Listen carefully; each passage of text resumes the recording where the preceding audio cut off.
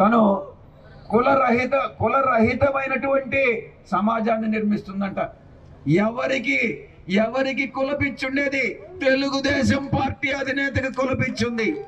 మా నాయకుడు శ్రీ జగన్మోహన్ రెడ్డి గారు కులాలకి మతాలకి అతీతంగా ఎవరైనా కూడా, ఏ మతమైనా ఏ కులమైనా, పేద బడుగు బలహీన వర్గాలైతే వాళ్ళందరికీ కూడా స్నేహహస్తం అందించి ఆదరించి వాళ్ళని సమాజంలో మిగతా సామాజిక వర్గాలతో సమాంతరంగా అభివృద్ధి చెందేటటువంటి ప్రయత్నం చేసినటువంటి మహానాయకుడు శ్రీ జగన్మోహన్ రెడ్డి గారు. ఆయన పరిపాలన ప్రశాంతమ్మా, నువ్వు ప్రశ్నిస్తా ఉన్నావు, నువ్వు తెలుసుకోవాలి. ఇక రోడ్డు విస్తరణ కానీ జరిగితే నోటీసులు ఇవ్వకుండా ఎవరైనా కూడా ఏదైనా అవసరమైతేనే రోడ్డు విస్తరణ చేస్తారు.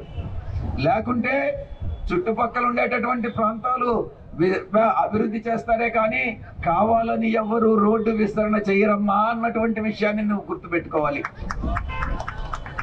ఇక రోడ్డు విస్తరణ చేస్తే దానికి ఒక చట్టం ఉంది, ల్యాండ్ అక్విజిషన్ యాక్ట్ 2013.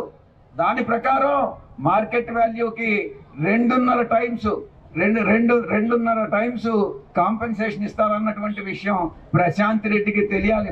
మొదట చదువుకున్న వాళ్ళైతే ఏదైనా ప్రయోజనం ఉంటుంది, ఇవన్నీ కూడా మాట్లాడితే ఒక అర్థం ఉంటుంది. ఇక పల్లెలన్నిటినీ కూడా పట్టణాలుగా మార్చేస్తుందంట ప్రశాంత్ రెడ్డి. ఇక పల్లెలన్నీ కూడా పట్టణాలైతే మొట్టమొదట పల్లె వాతావరణం, మన దేశంలో ఉన్న జనాభాలో 65% పల్లెల్లోనే ఉన్నారు. 65% వ్యవసాయం మీద ఆధారపడి ఉన్నారు. వ్యవసాయం లాభదాయకం చేయాలి, కానీ వ్యవసాయం లాభదాయకం చేస్తేనే మనకు ఆహార భద్రత, ఫుడ్ సెక్యూరిటీ. ప్రశాంతమ్మా, నువ్వు ఒక్క విషయం తెలుసుకో, ఆహారం మనం పల్లెల్లో మనం ధాన్యం పండించినట్లయితే ఆహార భద్రత ఉంటుంది. పల్లెలు సుఖంగా ప్రజలు సుఖ సంతోషాలతో ఉండాలి అని అంటే మంచి వరి, మంచి పైర్లు వేయాలి, మంచి రేటుని ఇవ్వాలి, మినిమం సపోర్ట్ ప్రైస్ ఇవ్వాలి, రైతుల్ని బాగా చూసుకోవాలి, వ్యవసాయాన్ని లాభదాయకం చేయాలి.